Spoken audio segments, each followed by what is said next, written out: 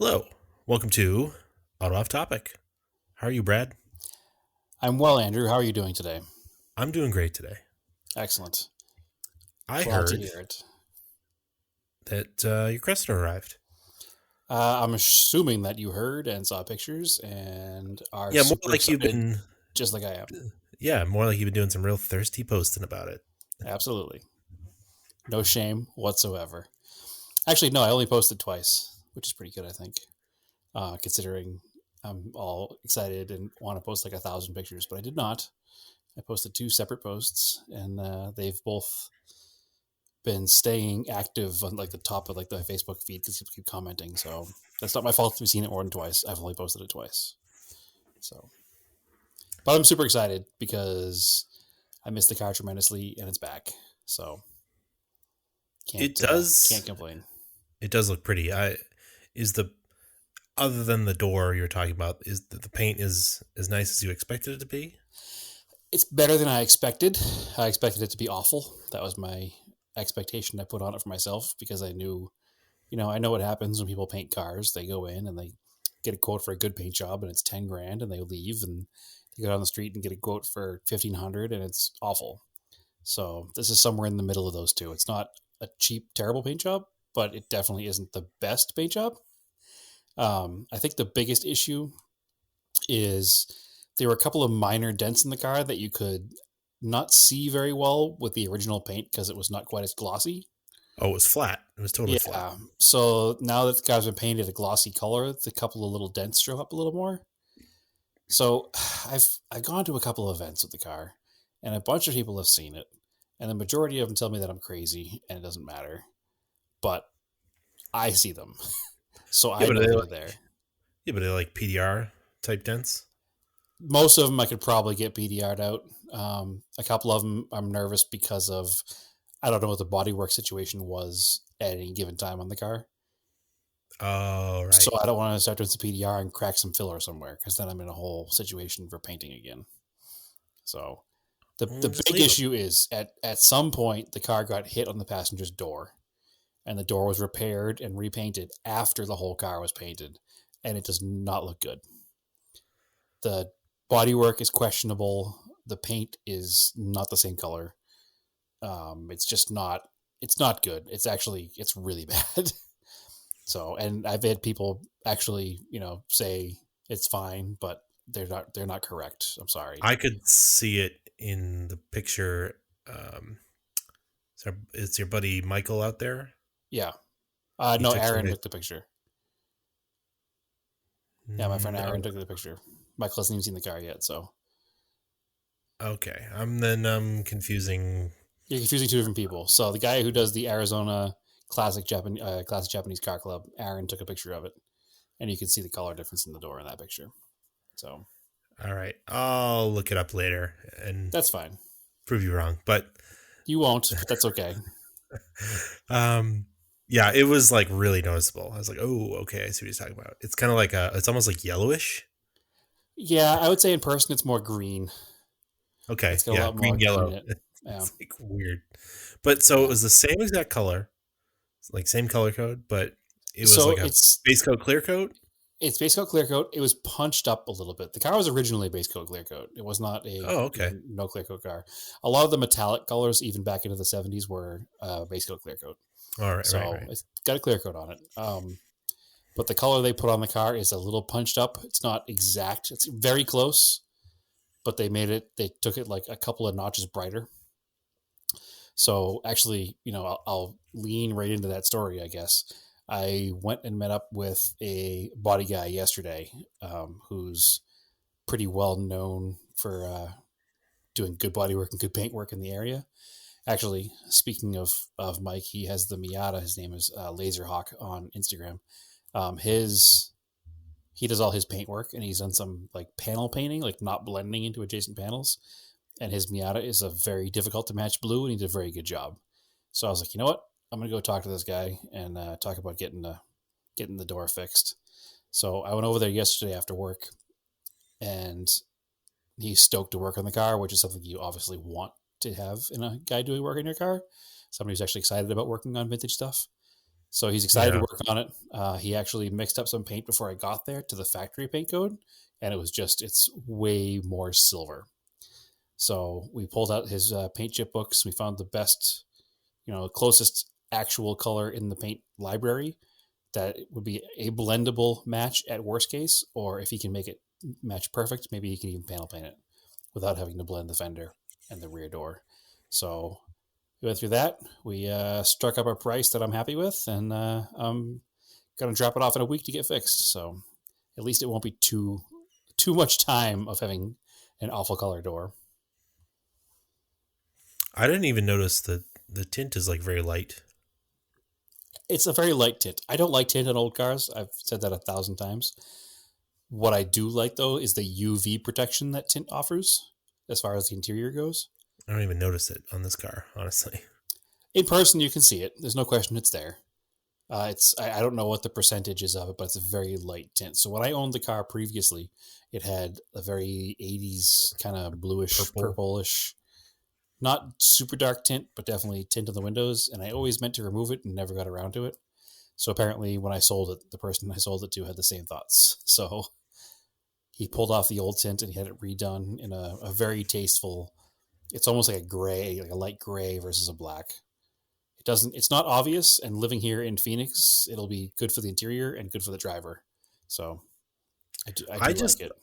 I just like it because, I don't know, too much glass for me, it kills the look of a car. See, I'm the exact opposite. One thing I love about old cars is I love the tall greenhouse, and I love the airiness and all the light coming in. Yeah, see, I don't like that because whenever you would see a car in a magazine, or an advertisement, the windows are tinted. Yeah, well, in a video game, they're always dark. So like that's just to me how a car should look. Here's my thing with tinted windows. I have it's almost like a simple rule. If the car has chrome window frames, I'm not a fan of tint. If the car has black window frames, I don't care what you do. I think that's where it is. I think that chrome versus black window frame makes a big difference because when you have the body color of the car and then the chrome and the black window, it just looks unfinished to me. I don't like it. But I can live with the tint on the Cressida because it's so light. So, in fact, I was talking to a gentleman the other day who has a 71 Celica coupe, like a fully restored, beautiful car. And we were talking about dashboards and keeping them nice in the Phoenix sun. And he actually has, and I didn't even know his car was tinted. And he was talking about like this ultra UV stuff he bought that's like, 1.5% tint. It's not very strong, or whatever the opposite is. The higher the number, the lighter it is, right? Yeah. So it's like a 99 or 98.5% tint.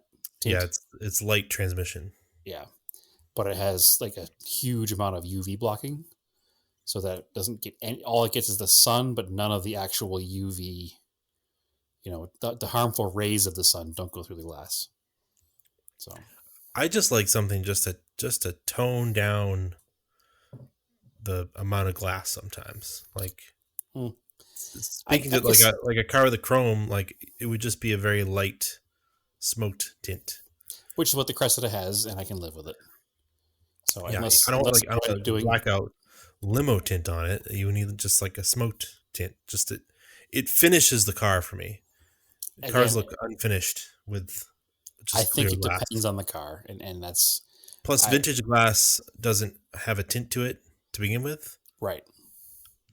So because a lot of people don't realize that like a lot of glass in cars has like a blue tint to it. Yeah, well, the most obvious one is to look at any picture of a late 80s to mid 90s GM minivan, the Dustbuster vans, they call them. They have that huge windshield, and if you look at it, you can see it almost looks gold in every picture. You mean a Tesla? No, Teslas are less obvious than these. These are the most obvious ones to look at. It's an actual polarized windshield. Yeah. It's very obvious in the pictures. So even more so than Teslas. I know you're talking about Teslas, but these 80s, 90s vans are very similar. So, but yeah, so the car it's better than I expected. I already knew the door color was going to be off. I wasn't quite sure how far off until I saw it with my own eyes, and I nearly had a heart attack. But it's going to get taken care of, so I'm not tremendously worried about it now. There were a few other issues with the car that I do have to deal with through no fault of the guy I bought it from, but the previous owner, so the guy I sold it to. It went to Miami, and car culture in Miami is interesting. It's all about being flashy and bright, I think, more than anything else down there. So, again, the color was kicked up a couple of notches, probably, was painted in Miami. That's kind of the scene. But then a stereo was added, which is not perfect. And all of the bulbs in the car were turned to LEDs. So that kind of ruins the look of the car a little for me as well. But it's not a permanent fix, obviously. I just need to repair some wiring because they had your favorite setup on all the places they put LEDs. Yeah. They put these like ballast pieces in them. And to wire in the ballast pieces, they use those like vampire clips. Oh yeah, my favorite. Yeah. So I'm going to have to at least either heat shrink wrap or... No, you just use just pull them off and use liquid electrical tape.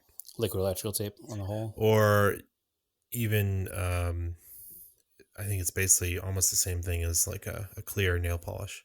Okay, but I don't know if that would flex enough. But I know some people do use that. But you can get different colors of liquid electrical tape, but that'll do the same thing. All right. Well, I'll do that on all the LED lights. So instead of cutting things and sliding. Well, the problem is it's already probably possibly cut from those vampire clips, right? They don't pierce the wire all the way through. No, they're not supposed to. I haven't looked yet. So the only ones I've ever placed so far are the license plate bulbs because they did not work at all when I got the car. So if you could get ones that were warm in color and not blue, I'm fine with them. That's the thing. It's that they're blue, like white, like pure white. Yeah. That's what makes them look weird. Well, the one thing I do like about them, which I'm not going to have when I change them over, in the front marker lights. So it's got the marker lights and turn signals are the same light. Yeah. So it'd normally be like a regular dual filament bulb, and you put a yellow bulb in there, and it lights up yellow. And then when it flashes brighter. So the LEDs that are in there actually light up in a white color, which you're talking about looks bad on an old car. But when they flash yellow, which is neat. But obviously I can't have that with standard bulbs. Yeah, it's weird. So yeah, it was neat to see, but I don't want it. Yeah, if you can, like, I'll pop them in like the 194 spots on cars because it's annoying to have a bunch of cars and then have a bunch of 194s that go bad every couple of years. So you just pop them in there and you don't even know because they're just on. There's running lights. They don't flash or anything. Plus they're behind colored glass, so you don't notice.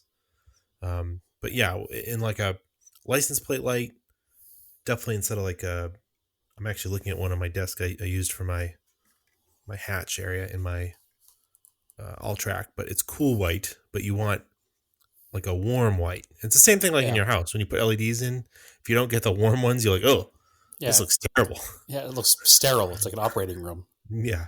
You don't want that.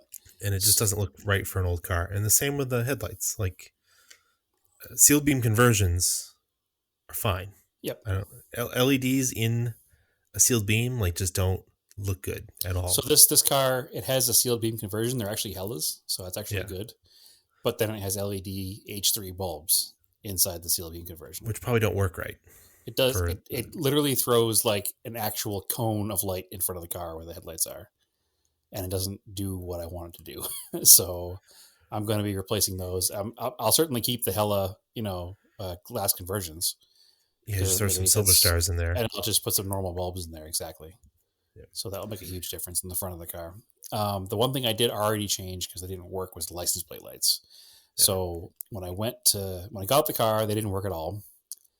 So it's a typical 70s Japanese car. You have to pull the whole light housing off and then split the light housing to get to the bulbs because they're inside the housing and you can't access them without pulling the whole car apart. So I pulled them off and I put in the regular bulbs, which are actually a bulb I've never used before. It's an 89 is the bulb number. So it has a base like a 2057, but the actual glass part is almost the same size as the base. Weird. It's a weird little small light. Yeah. So anyway, so I put those in and I plugged it all in and I turned the lights on and they didn't light up still. I was like, okay, that's weird. So then I put them back I went back to check them out again and I was kind of messing with one of them and it flicked on and off. I was like, okay. So when they painted the car, I guess there's supposed to be a ground behind the lights, but they painted right over the grounds.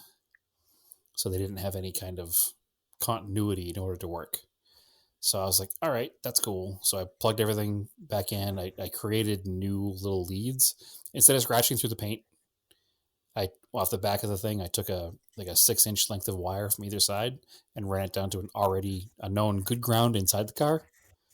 Just so I have, nice solid ground for the lights, not worrying about the housings creating the ground. I made their own ground through the wire connection through the bolt in the back of the car. So now that works great. So then, excuse me, I still only had one working and I couldn't figure out why because I'd only replaced the one bulb so far. So the other side, one of the LEDs was bad. So I would have been chasing that forever had I not just gone ahead and changed the bulbs anyway. So thankfully with the new number 89 bulb, it worked right away. So there was no issue, but it would have been frustrating trying to figure out why lights didn't work when one of the LED bulbs itself was actually bad. That's the other problem. When people do these LED bulb conversions, they don't buy the best LED bulbs in the market. They buy whatever they can get cheap on eBay usually. So yeah. I'm sure there's no brand name on them. They look cheap, they feel cheap, and I just don't want them on my car. So I've replaced those. I replaced the taillight bulbs because it had LED taillight bulbs, which were very bright, but when they lit up in the housing, you could see the bulb. So instead of filling the housing with light, it just lights up mostly where the bulb is. And it might be brighter overall, but I think it's less visible because the actual light that you're drawn to is smaller. So I got rid of those and I put, standard bulbs in there. Because the other thing is the LED bulbs, they just shot light backwards. They didn't shoot light into the housing. Whereas a standard taillight bulb, the whole glass part of the bulb lights up so that the chrome reflective housing in the back actually reflects the light through the whole assembly. You can't just put an LED rear facing bulb in that and have it be the same. It just looks like a little red dot on the back of the car. Right. So I got rid of those because those were bad, and put in standard bulbs. Yeah, that sounds like a cheap one because if you buy the more expensive ones, you go with like Sylvanias or something. They're round. Yeah, these were not round. Yeah. So anyway, I don't like them, so they're gone. It looks much better now. Looks like it belongs. I still do the front of the car because I got to change the headlight bulbs over and those marker lights inside the marker / turn signal housings. So, it's funny. I spent a bunch of time making sure that my old cars had nice lights in them. And then I realized that I hardly ever drive them at night now. Well, every night. Hardly ever. Yeah. I'm literally trying to think of I haven't driven the Talon at night in probably a year. When was the last time you drove the Talon? Last summer. Yeah. Period. End of story. Let alone at night. I haven't driven the Glon at night in a while. I think I probably drive my old cars a little more than you do. So I do wind up being out at night with them sometimes. I still like to take like nighttime drives, just, leave in the middle of the night and go for a drive because there's nobody on the roads. So yeah. I do have that. I do use my headlights and lighting on cars pretty often. So the other thing in the car that needs to be attended to is the radio. So I don't know if you remember, Andrew, when I had the car, it had like a mid-90s Toyota Camry radio in it. I don't remember that. All right. So it had a mid-90s doubled-in Toyota Camry radio. The dash is not cut, but the center console is. It's a small piece of console that they cut to fit the doubled-in radio. So it doesn't look great, but it doesn't look bad either. It could have been worse, but also could have been better. So the guy who I sold it to was obviously a stereo guy too, because it has now a double DIN pocket. So the bottom is a pocket and the top is the single DIN radio. And so somebody in the 80s replaced the door speakers. I'm sure you remember it had those like very period correct JVC door speaker covers. Yeah. So it still has those, but he took the speakers out and he put brand new Pioneers in. Mm-hmm. And in the back, somebody put like 6x9s in the rear shelf at some point in the 80s. So he took those out, didn't cut any more of the car, so it still looks like it was very done in period, but replaced those with new 6x9 Pioneer 3-ways. And then there were 2 speakers in the dash that he replaced with Pioneers, and there's this giant subwoofer box in the trunk. Oh. And on top of the subwoofer box is an amp, and then something else that I don't know even what it is because I don't know car stereos. And on the side of the box is a giant capacitor that has digital numbers on it. So it sounds cool. Don't get me wrong. I feel like a high school kid driving around with my stereo, bumping in my trunk. But it's not really my style. And the worst part about it is the box is so big.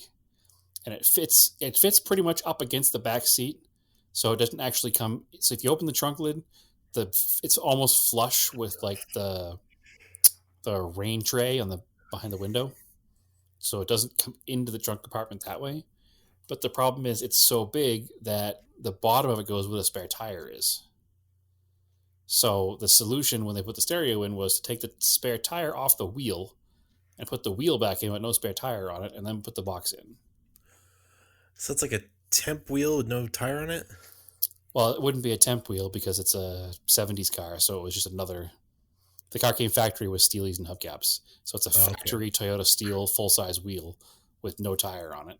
And the box fits down in the channel where the tire would normally be.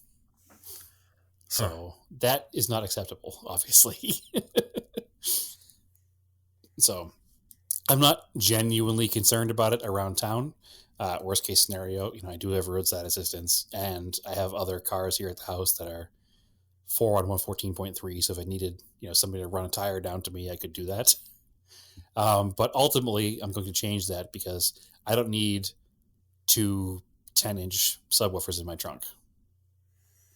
That's, I don't mind having a nice sounding stereo, but I don't need to, rattle the hinges loose, right? So I was talking to Naomi's son, Jordan, who's a big car stereo guy.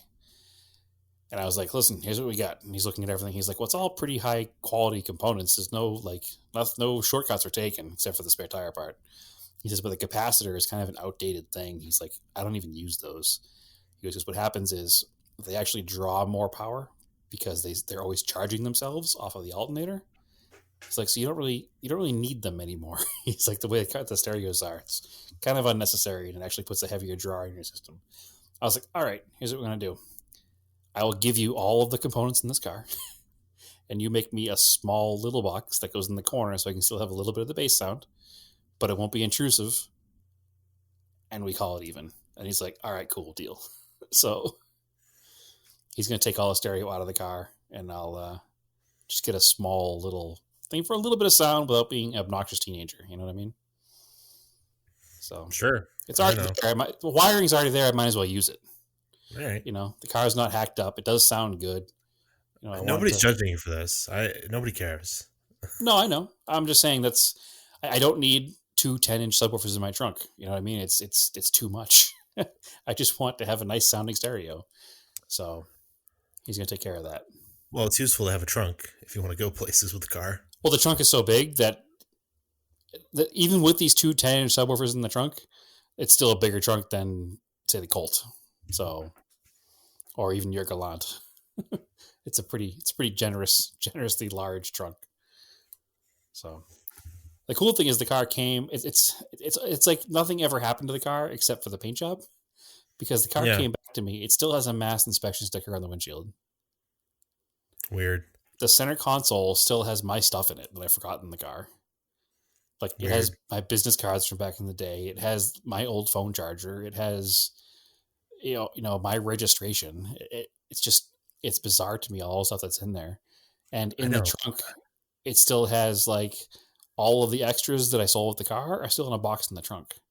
Like the factory, the manufacturer's like sales brochure, it was in the car, and the car cover, and I don't know, some of the tune-up parts that I had spares lying around. Like, it's almost like I never sold the car.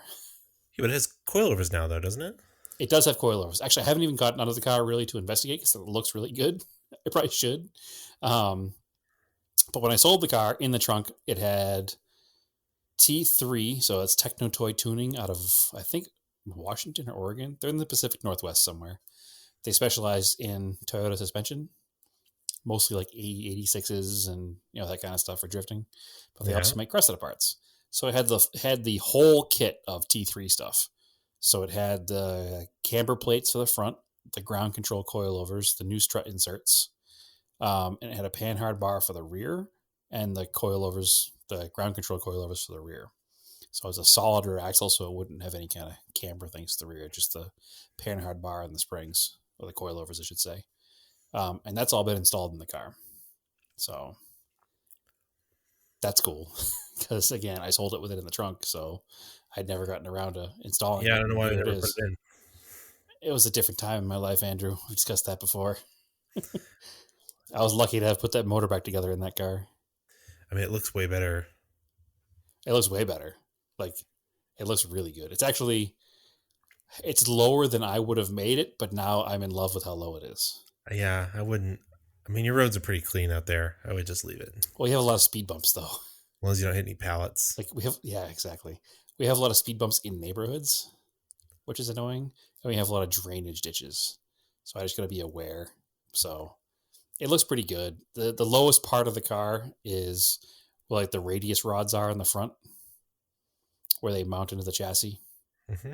That's probably the lowest part. And actually, I can't even get in my driveway straight. I have to go in at an angle. Oh, they scrape.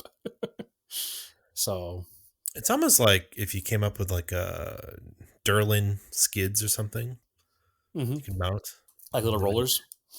The rollers, or just a block of Durlin that was like chamfered, so it would just hit and just slide on the Durlin. I'm probably going to put something under the car as far as the skid plate goes, just because the oil pan is right there. It doesn't hang lower than those 2 points. Excuse me. But it's right there. And I don't want it to... It's unprotected, pretty much. Oh, excuse me. I mean, yeah, it definitely looks good. You just need some proper wheels. No wheels. Maybe. I did learn that those wheels you have are very popular in the Toyota crowd, actually. So they're super popular on early 80s. TE72, I think, is the chassis code for the early 80s Corollas. All right. And the 510 guys both love those wheels. Well, I got to find some people to sell them to then. There's your marketing right there, I think, is the 510 guys and the Corolla guys. Excuse me. A couple other things about the car before we move on. I was nervous that it was overheating again, because when I got the car, it was overheating all the time. We diagnosed it as a bad head gasket. Took the head off, had the head sent out and redone, and did the head gasket with the car back together, and it seemed okay. But I never really got to drive it much after that. Yeah. So I was a little nervous that it was still having an overheating problem, because when I got it, there was a new fan in the trunk, and there was a new thermostat in the trunk, and there was a new water pump gasket in the trunk. Oh. But it turns out that the person who bought it in Florida actually installed electric fans. Okay. So he took off the clutch fan and that whole assembly and added a electric fan and shrouds to the radiator, and they look really good. The install is like, if you didn't know they didn't belong there, you probably wouldn't even say anything. So, and the car is so much quieter than it used to be with that clutch fan on there, because it was almost always spinning, and it just made a ton of noise. And the car is like, yeah, it sounded like a Cessna taking off, right? Yeah, the car is so quiet now. Like that big inline 6 is just like super smooth, super quiet. There's no drama at all. And I forgot how actually like fairly quick this car was compared to my other vintage cars. the car only weighs less than 3,000 pounds, and it's got probably, I don't know, what, 160 horse probably, I guess. 170 maybe. Sure, That big maybe. I six. don't know. But it's just, it's surprisingly quick compared to like the Colts or possibly even the Eclipse. So it moves along pretty good. So yeah, the fan is new. And the only really questionable thing that I had to change right away was somebody installed an inline tranny filter in the car. So between the transmission and the tranny cooler that's in the radiator, somebody put a little inline filter in there, and it was literally zip tied to the front sway bar, which is not ideal because it hangs pretty low, and I don't want to smash the transmission cooler on the ground, or filter on the ground. Weird. So that's got moved, and for now it's zip tied up further out of the way. I need to get under the car and measure out the lines and just buy some new lines and bypass it altogether. I don't know why it would be there. There's a filter in the transmission. I don't think that an inline filter is really necessary for this car. And there's not really a space for it unless I ran lines up higher and around something, because it's always going to hang down low. And I don't think that's a good plan for longevity or long road trips. And I do plan on taking the car to California for, if not Toyota Fest in a couple of months, then definitely JCCS. So try to make it as reliable as possible and remove any failure points like that. Cool. Yeah, I'm excited. 30 minutes of Cressida talk later. Sorry about that, but no, the car looks good. Yeah, I'm excited. I'm into it. Yeah, me too. Huge. So we actually have a 4 till 4 event coming up this weekend. It's their Shakedown Saturday, and a bunch of the local Japanese classic group is meeting up super early in the morning and all caravanning over together. So should be good. Cool. Anyway, enough about me. Have you worked on a car at all? I haven't actually. Just been. No, we had to back to the Cressida. Yeah. No, the kitchen project that would never end, but I think it's over. Well, I mean, the kitchen itself has been done for a while. You just had to extend the flooring onto the hallway, right? Yeah, and the tiles, a couple tiles came loose. A couple tiles, I'd say like 8 came loose. It was just a weird install, but the guy came and fixed it, and then I paid him to extend it to the front door. Right. And it actually looks a lot better. It's weird. I have tile issues in my house too, and it's extra bizarre because they've been down since I think the house was built in 1978, and it's never been an issue. And I don't know if maybe I'm just the fattest guy to ever live here, but every now and then I've stepped on a couple of tiles in between the back door and the garage door, and they've cracked. Oh, weird. Yeah. Also, makes you feel really bad, right? It makes me feel like I should not have eaten lunch that day. Yes. But yeah, I don't understand. I don't know if it's not like there's any moisture here. So the only thing I can think of is maybe the foundation has cracked underneath. Maybe. I don't know. I don't know how houses in Arizona are built. I do know that my feet miss New England houses. Why? Well, because New England houses are all elevated. Yeah. So the floors have give. So you don't notice that when you're living there, how much the floors move, but they support you as you're walking. Whereas here, the house is built on a slab, and then it's tile on top of slab. So I find myself, like, if I walk around like barefoot or in socks, my feet are sore pretty quickly, just because there's no like support. It's like walking around on a pavement in your bare feet. Yeah, toughen you up, I guess. Yeah, I guess so. But I just wear flip-flops around the house because I need to not hurt my feet. So that's one thing I've noticed here is, again, just used to living in houses that have multiple floors and are built elevated a little bit, not just concrete slabs and tile. So I know it was a mess to fix them. But they were pretty loose. Like, I don't know. I don't want to do it anymore. No more flooring? I got to finish the bamboo floor in the front, but that goes fast. Okay. And I've done so much of that now that it's easy. But I'll be there. I'll be there in a month. I expect good flooring in your house when I come visit. Oh, I can literally get the area that's done once I get it set up. It'll take me like a couple nights. All right, excellent. But no, I haven't done much to the cars. I've been meaning to, and I just didn't get to it. I forget what I was doing last weekend. I was doing something else, and I just didn't get to it. But yeah, because I got to do brakes on Stephanie's car. I have those. I want to clean the tone rings I keep talking about on the G20. Yep. And I haven't even looked at the Q45 yet. And then the weather's been up and down. I'm like, oh, I should pull the Glant out. But then it's like, because it'll be nice for like a couple days. And then finally it's going to rain again because we actually need some rain. So I'm like, oh, I'm not going to get to those. So then I got a work trip coming up. So I'll see what I can do. Busy man. All right. So we asked questions today on our Instagram, Facebook page. We asked a question and then asked 4 questions, but everybody skipped that part where we asked 4 questions and they answered that question. Fair enough. It's possible that not many people saw it either, because who knows? These algorithms stink. Yeah, they really do. One question before we get into our question that I did see asked was, if you found your dream car at a killer price, but you had to compromise on one aspect, like it being an auto instead of a stick, would you still get it? So you always wanted a first gen NSX and you've always been dreaming about it, always wanted one, picturing yourself growing through the gears in the mountains of New Hampshire, and then you find one for sale you can afford and it's automatic. Would you still buy it? Do they even come in automatic? Well, 100% they did. Oof.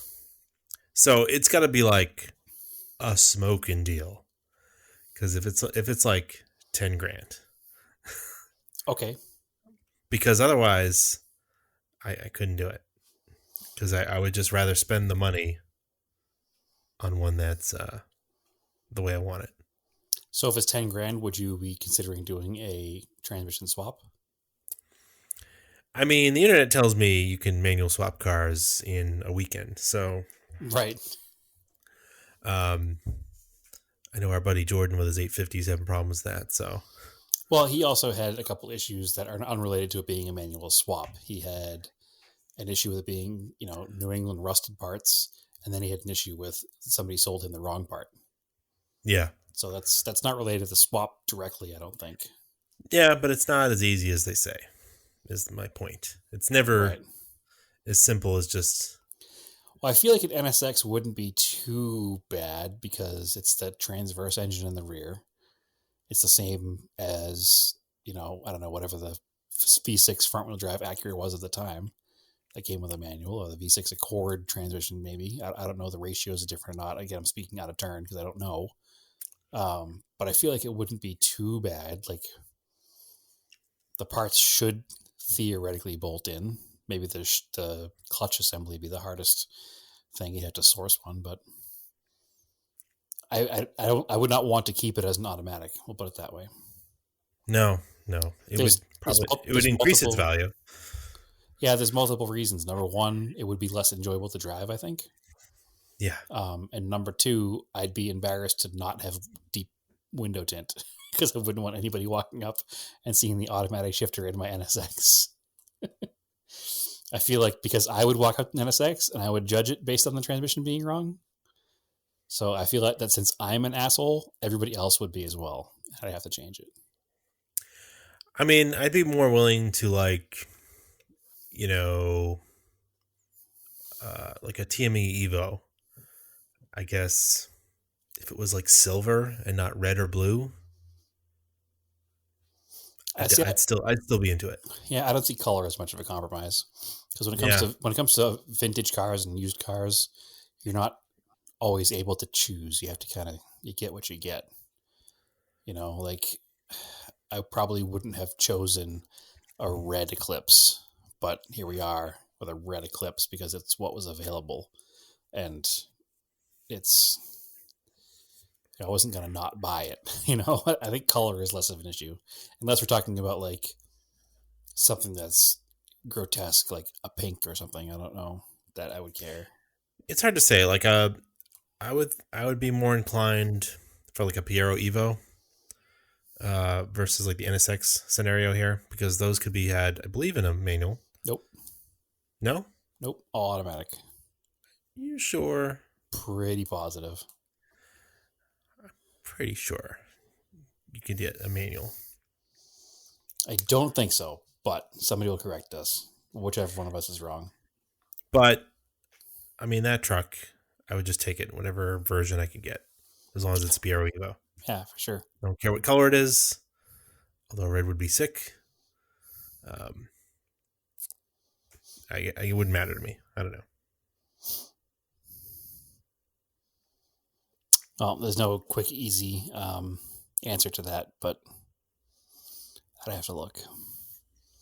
I figured Wikipedia would tell me, and then you would tell me that it was not a good source, but that's okay. It doesn't tell me anyway. I don't know. Yeah. So anyway, the other question we did have from Sigma Woodcraft, Sigma_Woodcraft. What are some weird car configurations you wish you owned? Common vehicle that has some interesting options. He says, I'm still looking for a 2-door manual EcoBoost Ford Explorer. That part of the question confused me. Only because of the word EcoBoost. When was the last time they made a 2-door Ford Explorer? I don't know. Pre-EcoBoost, right? I think so. Yeah, I can't picture a Ford Explorer with an EcoBoost and a 2-door. I remember back in the early Explorer days, they made a 2-door Explorer, and you can get it with a manual. But the EcoBoost, I'm not sure of, because I thought that was a more recent thing, and only when the Explorer became more of a, I don't know. But anyway, have you had any weird configurations that you've owned? I mean, wish I owned? I guess, like, I don't know. My All-Track's pretty interesting, right? Yeah.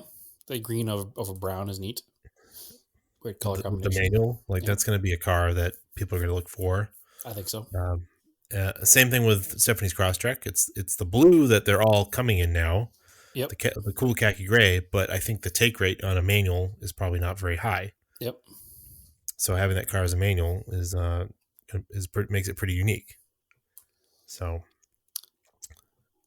wish I had, I would, not to be on a Cressida theme, but I'm on a total Cressida theme in my brain right now. A 3rd gen Cressida, like I used to have, the 85, 86, 87, 88 body style, the more square one, they call it the MX-73. Yep. I'd like to have one of those in a factory manual setup, because they came with the W58 and a limited slip rear, and you can get them with the Toyota electronically managed suspension system. And they were like a legitimate, like pretty much M5 competitor of the time. So I'd love to find one of those, but those are super rare. The Cressida I did have of that body style was weird, because it was the single color green exterior with a green velour interior and a digital dash. Which that was weird to get a digital dash car without having a leather. So that was kind of weird. Though, what else did I have that was weird? My A4 was very strange. I had that 2001 A4, which was a 100% loaded car with a sport package. Yeah. But it also had the HID headlights, the sunroof, and heated cloth interior. So it had every option, and then they had to option out the leather and go back to cloth, because the car should have come factory with leather. So that was a weird combo. I mean, I've had a few weird ones, because even my first car, my 85 Cutlass, it was a 3.8 probably, if I remember correctly. It was a little V6, made 0 power with a 2-barrel.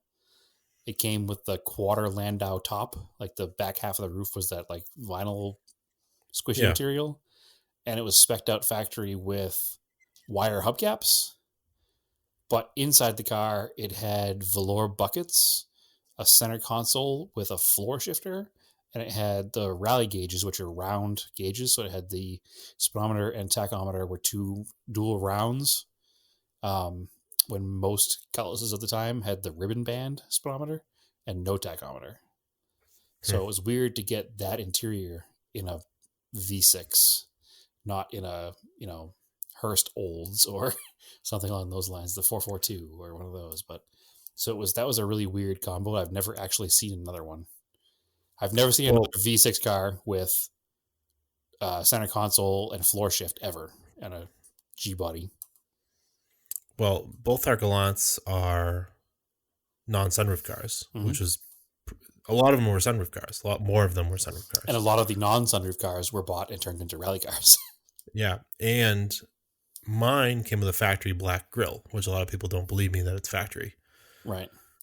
But when you look it up, when I went to the dealer and you looked up at ASA caps and you clicked on grill, the little caption for a comment was black. For whatever reason, it came with a black one. Yeah, mine is chrome. Yeah, most of them are chrome, but mine is black. Or I think some of them are even body color. Interesting. That's a weird option package. I think it was just they had this grill that's went on the car. Who knows? Yeah. Actually my 84 Starion is weird because it has the Velnas system. Yep. Which I've never seen on another Starion ever. It wasn't standard even on the ES package the car is. So we've had some weird. Actually, the Velnas system is probably the reason that car still exists, because I didn't get rid of it because I wanted to keep that system going in something else because it's so neat and I don't know, rare of its time. I've never seen another one functional. I do know somebody who unfortunately has passed now, but he had a pair of them that he got from various junked cars or people online that he was trying to wire into another Starion. So I know of 2 non-functioning systems that exist, but I've only ever seen the one in my car. So yeah, this is some weird stuff. My Camaro's got some weird options. That was it was an SS 350, which is like, you're going to spend money to get the SS 350 in a convertible, but then he optioned it for nothing else. So it's got manual windows, manual steering, radio delete, basic black interior, no options other than the 350, 375 horse. 350, 275 horse. I don't know, whatever it is. I forget now. It's been so long. I feel like a bad Camaro owner. I can't remember the options the car has, but it's a 350 with a quadrijet, a 4-speed transmission. Come on, you don't know your RPO codes? Yeah, I'm sorry. I've only owned the car. Memorized? You don't have them on a board that you put in front of the car when you go to car shows? The car has only been in the family since I was 8 years old, so I should know this by now, but I forget. But it has just the performance options and then the upgraded disc brakes in the front, and that's it. There's 0 other options. Everything was deleted off the option sheet. So that's kind of a bizarre one too, but that was because the guy who bought it had to buy it to a price point. He was given X amount of dollars to buy a car for his quote unquote company car. So he's like, all right, that's what I want. I want a 350 4-speed convertible. Also, I want it to stop. Anything else, get rid of it. So my dad's S10 was interesting. His old one they had. Yeah, it's the only one I've ever seen set like that. Yeah, and I remember, I think he'll probably tell me after this that because they bought it new in '89 off the lot, but that somebody ordered it and then canceled it. So then the dealer still got it. Right. And it was a 2-door, black top, tan bottom, but with steel wheels. Yeah, and chrome cloth. trim rings. And a cloth interior, yeah. Normally you saw the two-tone on like a top-of-the-line truck with the typical S10 5-spoke alloys and a 4.3 V6. Yep. Well, that's the higher option V6 because they had a 2.8 as well. Mm-hmm. So that's actually, no, 2.8. That's what was in my Cutlass. Yeah. Yeah. So I don't even know. Yeah, I've never seen another one like that ever. It's funny because this is all the kind of stuff we kind of laugh about when we watch like an auction on TV or something, where it's like, this is a one of a kind car because it was, red over red with a 311 rear gear and a posi and a 4-barrel and built on the 11th of March with a white shift knob. Like, it's the only one of that combination. Yeah, that's like a super American thing to have all the know all the specs of the car. That's kind of where the road we're going down. It's like it was a black over gold with steel wheels and cloth. Like, we never saw it like that. It's a one of one, but nobody cares because it's just our dumb cars in our own lives. It's just you can start having those conversations about like you can make anything one of one if you dig deep enough. Yeah, but then also I've had cars where they're like exact copies of other cars. Like Oh, for sure. the Montero, there's like how many tan Monteros are there? Like so many tan ones. They're all the same. Yep, all the same color. Or I had a silver GTI. I think that 90% of GTIs were silver GTIs. So Yeah. Blue World Rally Blue WRX. So that's true. Yep. Although that car had a sunroof, which was kind of rare. And your Electron Blue Pearl SI, which is just the color NSI is supposed to be. Yeah. So, but it had that. Some don't have rear spoilers. That had a rear spoiler. Your SI did. Mm-hmm. Yeah. Which I think was a dealer option. I think that's why. I've seen a lot of them, so I figured it was a factory part. Yeah, I think it was a popular dealer option, but I don't think it was. I don't know. I've seen some with and without, but. So the question you asked of people, based on me buying my Cressida back, was, hey, have you guys ever bought a car back? And we had a pretty good number of people that responded between our Facebook page and our Instagram page that said they had. So it's not completely uncommon. There was an X19 Fiat that was bought back at one point by somebody. Our friend Frank down in Florida said he used to be in the Volkswagen Beetles and was always buying them back, which I think is a common thing with Volkswagen Beetles. That sounds really common. You just kind of trade them around. Yeah. Miles said that he has never bought an old car back, but he bought a similar one as a vain attempt to recapture his youth. So I get that for sure. Mm-hmm.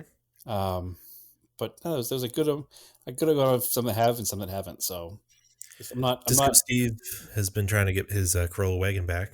Yeah, do you know what that Corolla wagon was? I know what it was, and I remember seeing him sell it, and I was like, I really wish you weren't going to do that. Yeah, I really wish I was in the position to buy it. Yeah, that was a rad car because it was the exact Corolla I was talking about earlier, the TE72 body style of the early 80s, and it was a wagon, and it was a factory wood grain car. Here we go. There's some unique options right there, right? Yeah, I only know of another one in my entire world of being into vintage Japanese cars that has a wood grain option on the car. So it wasn't standard at all. I know like the 70s Colts, it was super standard. They all came with a wood grain almost without option, but it was an option, but it seems like most of them had the option. There is one other one out there somewhere in the Pacific Northwest. And I think, it may not even... Yeah, it may not even have a full wood grain. It might just be a wood grain fender. And now that I'm thinking about it, I don't think that Steve's car was a TE72. Was it earlier? Was it a TE38? Like a 78? Dude, I don't know. No, sorry. Just know it was an old Corolla. Yeah.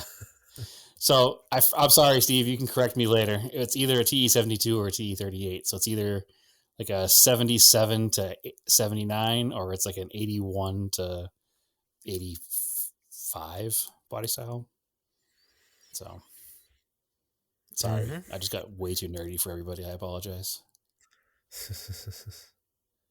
I had my manager at work the other day. So I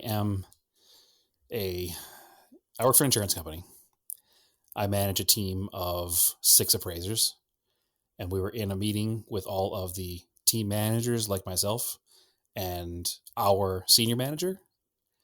And we were talking about something, and I had a similar experience like right there where I got really nerdy because I knew something about a car and I was able to whatever. I don't remember how the conversation happened, but my boss in front of everybody called me a resident Rain Man.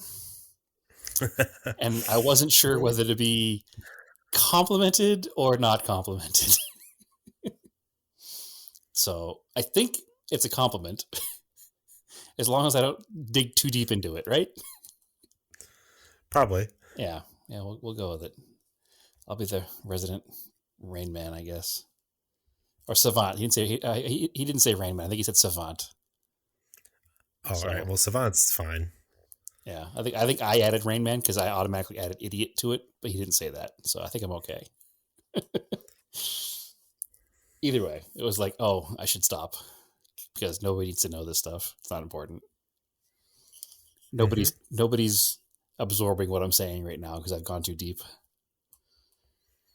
Possibly. So, yeah, whatever. Life goes on.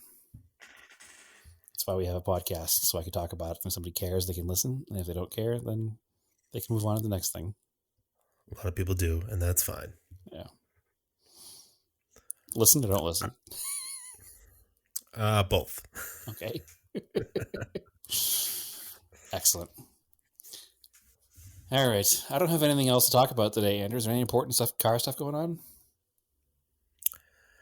Southern New Hampshire Cars and Coffee. First event of the season. I should look it up. I think it's Sunday. She usually does Maylin usually does the events on Sundays, so that sounds right. Just look it up on Facebook if you're local New England. Yep, it's Southern New Hampshire Cars and Coffee LLC is what it's under on Facebook. It's pretty easy to find. Yeah, she's got all the events up for the season. It's not the Seacoast Cars and Coffee, which is no. Maylin's is free.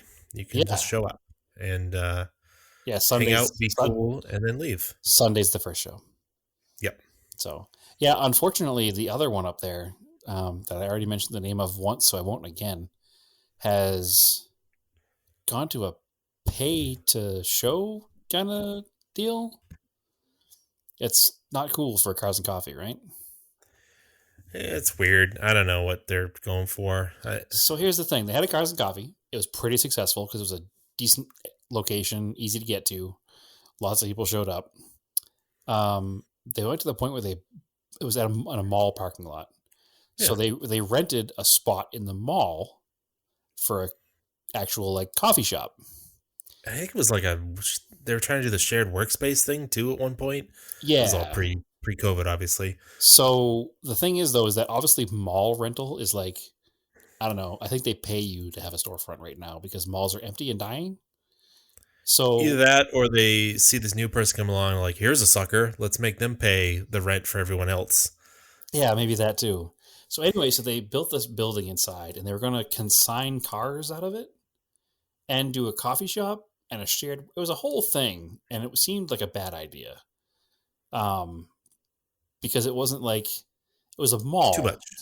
Yeah. If you want to have a coffee themed or a car themed coffee thing, you'd want to have it somewhere where people can arrive in their cars and not be in a mall parking lot. You can't drive into the coffee shop because it's in a mall. Or up to it. It was it was deep in the mall. It wasn't it's 4 till 4. It didn't have a storefront. Yeah, it didn't have a storefront in the street, exactly. Whereas, again, it's like you said, 4 till 4 is a Porsche-themed coffee shop that can have car shows because they're literally on the street and they have a parking lot and they do it early Saturday mornings and nobody's around because it's like a business district. So it's perfect.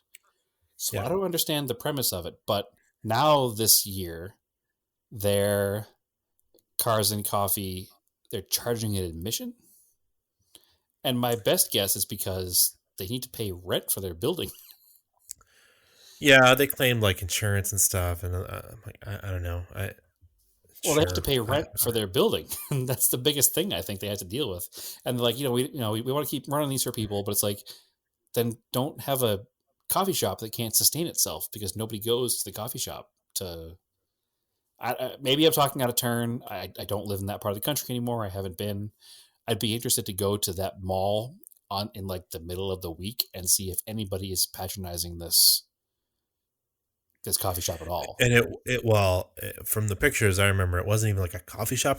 It was carafes of coffee. It wasn't you go talk to a barista, they make you a fresh coffee.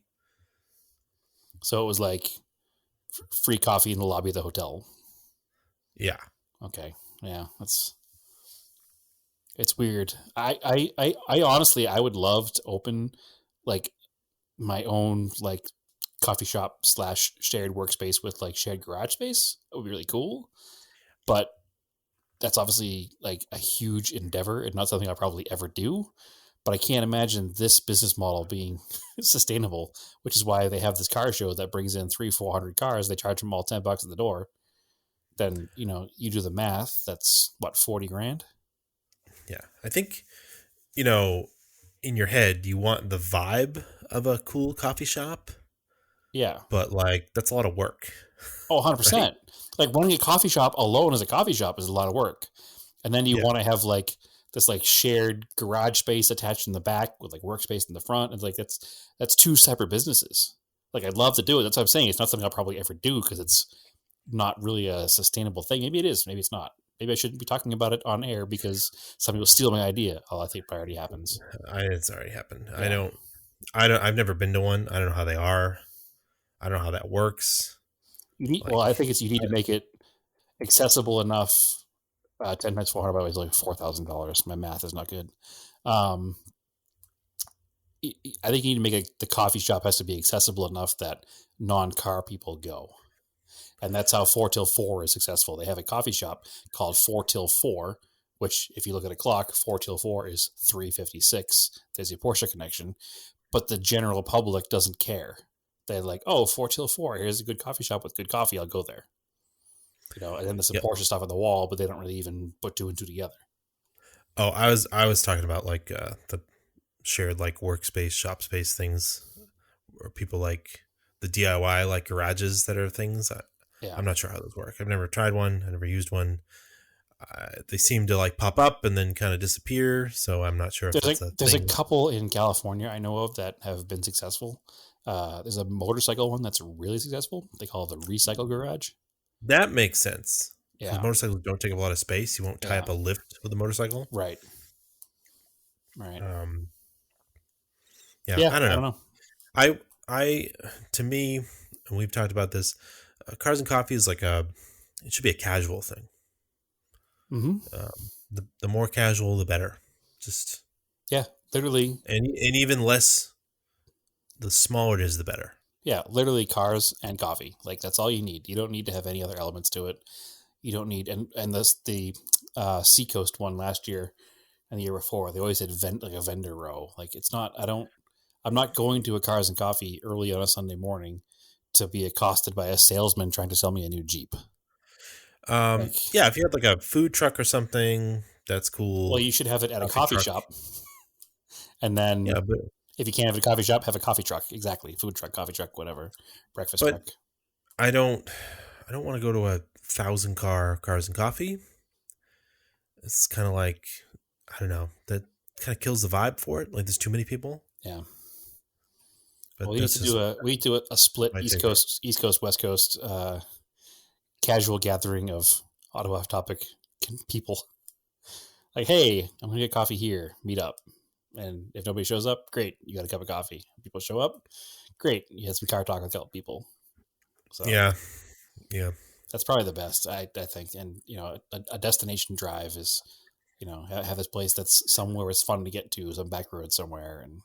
Yeah, I don't know if it's like a flex that people are trying to have that's saying, oh, we have this Cars and Coffee that has like, 1,200 cars or something, or I don't know what it is. Yeah, we just want casual conversation, get good cars. And if you have a smaller group, you usually have a more niche group for yourself. Like you don't need. But even then, there's like, I've seen a couple meets, quote unquote, meets advertised for around here. They want to have like, 500 plus cars. And this is like in March. Yeah. Or in May, coming up in May. I'm like, I don't want to be around. I'm not ready to be around 400 people. I'm not even as worried about the people, at this point in life. It's just, it's outside, but still. The problem is you have 500 cars in a parking lot and these people that have these quote unquote meets, they don't get permission. And then everybody shows up and is ready to have a good time. And then they can't because the cops come in and throw you out because it's a private lot. You don't have permission to be there. There's a lot more to it than these pop-up events on Facebook, learn. And that's that just popped into my head. One of the best ones we ever went to was, I think it was probably 2005, 2006. There was one like out like in Worcester. Springfield kind of type area. It was like off Go of on. forums. It was off of like Boston Motorsports forums and like mass tuning. Not mass tuning. What was before mass tuning? There was Boston Motorsports, and there was Mass driven. Mass driven. Yeah, that's what it was. And it was this huge. Remember, it was this huge meet. Like they were just like, oh, just go to this strip mall on like a Saturday, and the place was like overrun with cars. Like they totally weren't expecting it. Like the strip mall people that like all these stores. Like if you just were like happen to go there, you're like a normal person that I needed to go to whatever it was, a Target or something. Yeah. There was like a Chili's or something, and maybe it was Oh a yeah, Qdoba. you know what? I do remember this because it would have been probably 05 because I had my Evo. You had your Evo. I had my SI. Yep. I said like 04 to 06. Yeah, you're probably like right. And you know what the funny thing was then there was no burnouts, there was no two-step, there was no shenanigans. It probably was some burnouts towards the end, but I remember just being chaos. Right, but see, so many people showed up. That if that happened now, I wouldn't be happy. Like maybe it's because I'm old, but I don't want chaos. I want a controlled, smaller event. So here's a good what's happening out here. There's a I think it's next weekend. There's a marijuana shop that's hosting a car show. Okay. I mean, whatever. Marijuana is now legal here. They have a legitimate business. They want to host a car show. That's fine. However, where I take issue with this, and listen, I'm not going to be Mr. Narc here. Like, I'm not going to be Mr. You shouldn't smoke weed. Whatever you do, you. It's legal. It's no worse than alcohol. Fine. If I had a car show at a liquor store, I wouldn't expect to go there and receive free samples, would you? No. Okay. No, that wouldn't go over well. This car show at the marijuana store is giving a free pre-roll and edible to every car entry. Okay. It seems like a horribly bad idea because now you're going to get people there that are into cars. Maybe a lot of them are not regular marijuana smokers or edible eaters. What's going to happen if you give some, well, for lack of a better word, we'll call them an older gentleman in his 55 Chevy with his 1100 horsepower supercharged small block, and get him baked at your car show. Hey, drive out of here, man. That's cool. Have a good day. Yeah, maybe he's into it. You don't know that. And maybe he is. I'm not being Mr. Narc here. I'm not passing judgment. I just think it's a poor business decision and a poor general life decision to give a bunch of people who aren't actively seeking your goods when they provide an altered state and they're driving a car there. just seems weird, right? I mean, I have this general feeling that it'll probably be the biggest car show of the year because people like free stuff and a lot of people like weed. So I have to be a lot of people there. I'll tell you one thing for sure. I'm not bringing a car there. I'll go spectate this thing, but I'm not into it. Seems like a bad idea. I'd bring a car there. All right. I mean, you know enough time to have it before you leave. Andrew's like, all right, man, it's time to go home, guys. Good show. See you tomorrow. I mean, these new edibles, they are strong. So you have to be careful. Anyway, I don't think it's a wise move to have a bunch of baked attendees at your show when you don't know how it's going to act. We'll see what happens. I'll watch from afar. Hopefully nobody crashes their cars. It'll probably be fine. I'm just being an old man. But yeah, you're way older than you are. Whatever. Life goes on. Let them do what they'll do. Let them eat edibles instead of cake. But I don't know. It just seems like a bad idea. I remember there being issues at brewery events in the past, so I think that issues at edible events would probably be bad too. So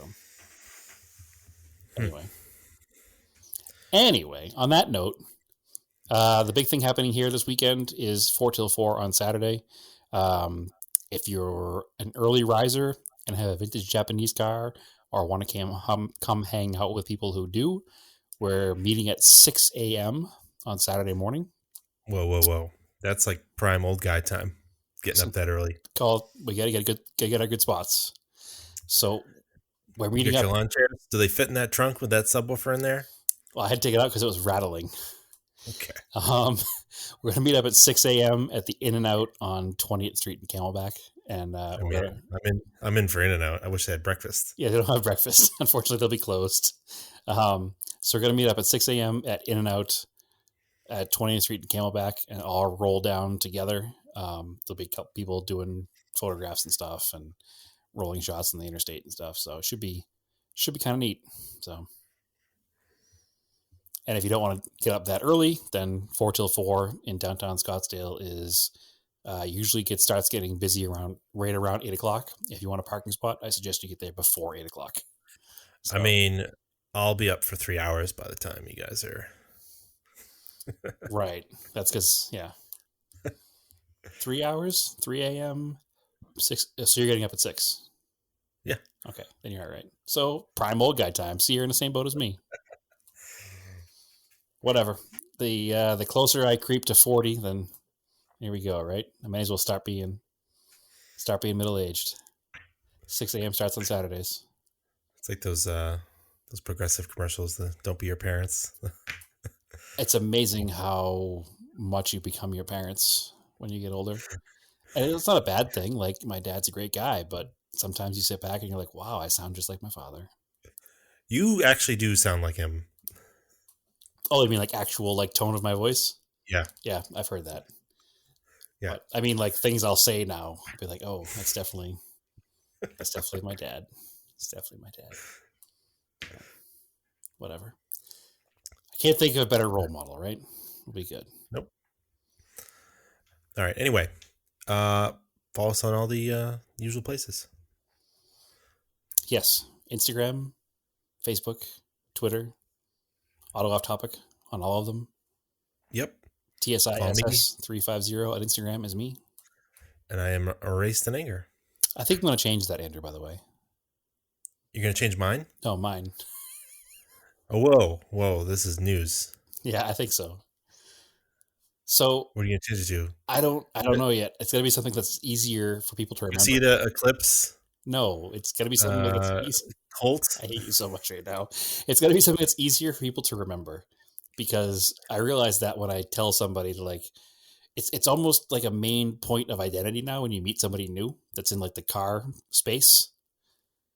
Is like, oh, I think I've seen your car on Instagram. What's your username? TSISS350. It doesn't it's not simple and easy and roll off the tongue, you know? See, I was into branding a long time ago. So apparently, again, my username goes all the way back to our early forum days. So I just kind of stuck with it from the beginning to the end. And in the early forum days, I didn't know it would be tied in any way to my actual personal identity. I mean, you didn't have to. You could have changed it a while ago. But hey, I'm a creature of habit. I don't like change. So... All right, so send suggestions to us for Brad's new username. Yes, you definitely should. I will not promise that the most votes will win, because I do not want to be a Bodie McBoatface situation. Brady McBradface. Brady McBradface, exactly. So that will not happen, but I definitely need to get with the times a little bit and make my identity something I can be remembered or easier to say. Maybe I'll just go by Brad. There's probably not one of those on Instagram already. Somehow got Brad on Instagram. Nobody has it. Yeah, that would be a little ridiculous. And I'm sure it's not true, but B_R_A_D. Yeah, I don't know. I'm going to go for Brad, see what happens. You do like old car Brad. No, that sounds terrible, because then people are going to say old car Brad. But am I old car Brad or am I old car Brad? Old car Brad. There's already a Brad X chassis.